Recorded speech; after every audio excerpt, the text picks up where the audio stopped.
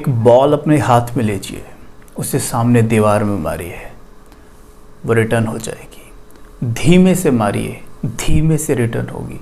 ज़ोर से मारिए, ज़ोर से रिटर्न होगी। ब्लैक बॉल हाथ में पकड़िए, ब्लैक रिटर्न होगी। वाइट, वाइट रिटर्न होगी। ऐसा तो नहीं होगा ब्लैक फेंकी और वाइट हो गई, नहीं। यानी कहने का अर्थ ये है कि every action has equal and opposite reaction.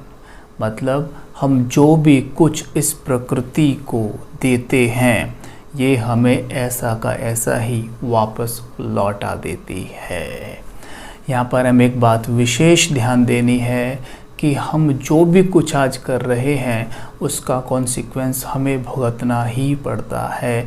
फेंकी गई बॉल भविष्य में ही वापस लौटती है, और वो भविष्य 1 सेकंड बाद हो, या 1 मिनट, या 1 वर्ष, या 1 युग बाद भी हो, लेकिन है तो भविष्य ही ना।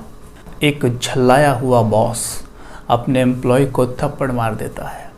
अब गुस्से में एम्प्लॉय जाके अपनी बीवी को चांटा मार देता है, और बीवी अपनी वही फ्रस्ट्रेशन अपने बेटे पे निकाल देती है।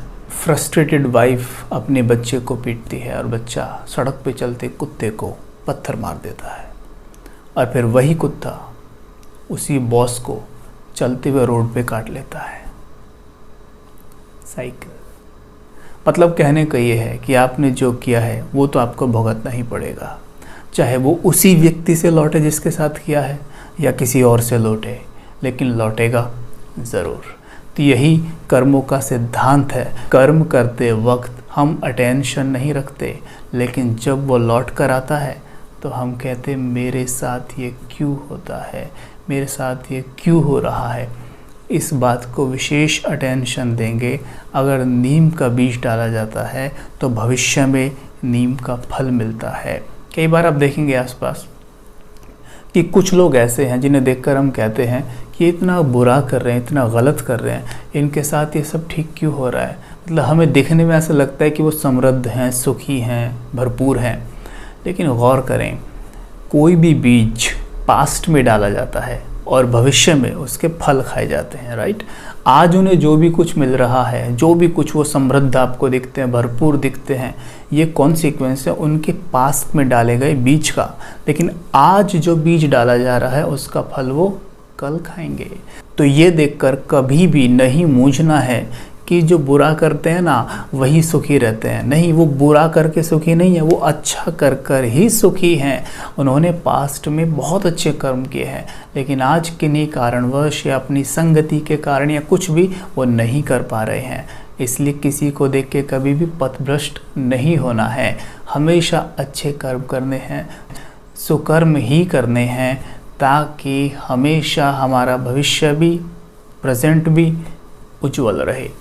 तो एक बात विशेष अटेंशन देना है कि सवेरे उठते ही अपने माइंड की कुछ इस प्रकार प्रोग्रामिंग करें, कुछ इस प्रकार के अफर्मेशंस यूज़ करें, ताकि हमारा माइंड पूरे दिन सुकर्म करने के लिए प्रेरित रहे। अपने माइंड को सवेरे सवेरे कहें, जैसे आप सवेरे उठे, अपने हाथ में 1 गिलास पानी ले लीजिए। पानी लेते ही थॉट क्रिएट कीजिए मुस्कुराते हुए। सबसे पहला तो ये स्मृति रहना बहुत ज़रूरी है कि मैं परमात्मा की संतान हूँ, मैं परमात्मा की संतान हूँ। परमात्मा ज्ञान के सूर्य हैं, है ना। तो मैं उनका बच्चा हूँ, तो मैं क्या हुआ, मास्टर ज्ञान सूर्य। लाइए पानी सामने और थॉट क्रिएट कीजिए, मैं मास्टर ज्ञान सूर्य हूँ, राइट। ज्ञान सूर्य का अर्थ क्या है कि मेरे अवचेतन मन में ज्ञान का प्रकाश भरा हुआ है। या ऐसे भी सोच सकते हैं जैसे आपका अवचेतन मन एक मैदान हो और वहाँ ज्ञान का सूर्य उदय हुआ है और उसका प्रकाश वहाँ पड़ रहा है, तो बिल्कुल ऐसा लगेगा अंतर्मन में लाइट ही लाइट भरी है ज्ञान की। तो कोई जैसे कन्फ्यूजन रहता है या कई बार क्लैरिटी नहीं होती, वो क्लियर हो जाएगा। मैं मास्टर ज्ञान सूर्य हूँ सामने। दूसरा थॉट, मैं त्रिकालदर्शी आत्मा हूँ। सबसे इम्पॉर्टेंट, त्रिकालदर्शी किसको कहेंगे, जैसे आदि मध्य अंत का ज्ञान है, जो ये जानता है कि सिर्फ यही नहीं, मैंने अनेक जन्म लिए हैं और हर आत्मा के साथ मैंने पार्ट बजाए हैं जो आज मेरे आसपास हैं। पहले ये कुछ और पार्ट में थी, मैं भी किसी और पार्ट में था। हमारी सबकी यात्रा एकदम अलग अलग रही है। कोई भी मेरे जैसा हो ही नहीं सकता है, क्योंकि सब अलग अलग यात्रा से आए हैं। अब जैसे मानो आपकी उम्र 40 वर्ष है और आपके साथ कोई व्यक्ति रहता है, उसकी उम्र 50 वर्ष है।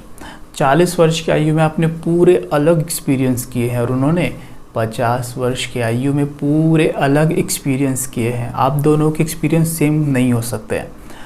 तो यहीं इतने से 40 वर्ष के पीरियड में ही सब कुछ अलग हो गया। तो 40 वर्ष पहले आप कहीं और थे, वहाँ मानो आपने 80 वर्ष आपकी आयु रही, उनकी भी कुछ ऐसी रही, वहाँ भी अलग अलग। तो बिल्कुल अलग अलग हो जाता है हर जन्म में, यानी यात्रा पूरी ही अलग है बिल्कुल। तो फिर कैसे सोचे कि ये मेरे जैसा हो जाए। तो देखो कितना ये सुकून देता है, ये बात कितना आसान होता है किसी को स्वीकार करना। तो कहिए, मैं त्रिकालदर्शी आत्मा हूँ।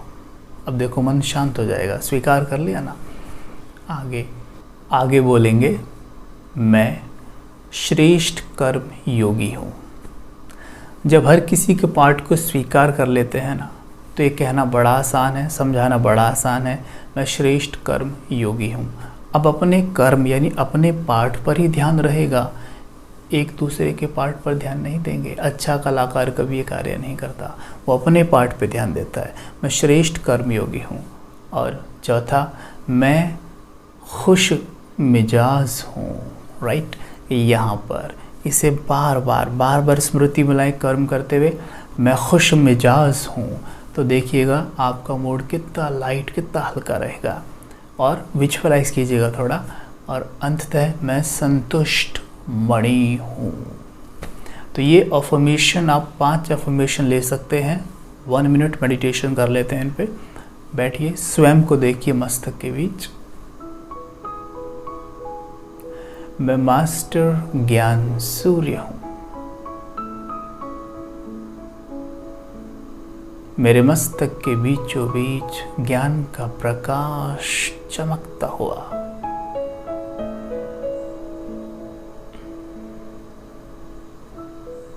मेरे अंतर मन में ज्ञान की रोशनी फैली है।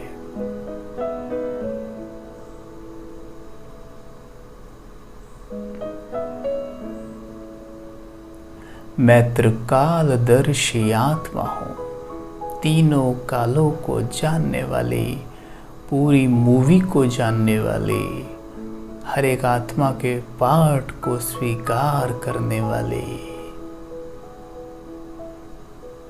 मैं यूनिक हूँ। मैं किसी और जैसा नहीं और कोई मेरे जैसा नहीं हो सकता।